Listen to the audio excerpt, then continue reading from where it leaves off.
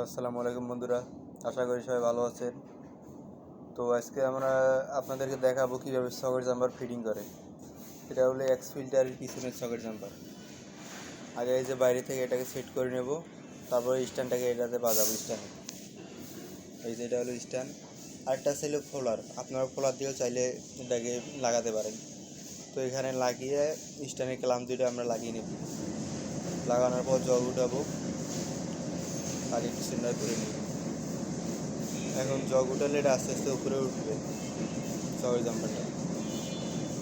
এই যে উঠে গেছে। এখন আমরা ওয়াশারটাকে দিয়ে নেবো, তারপর নাটটা দিয়ে এটাকে চাপিয়ে নেব। এই যে প্রায় হয়ে গেছে, এখন টাইট দিয়ে দেবো আমরা এটাকে। টাইট দেওয়া শেষ, এখন নামিয়ে নেবো।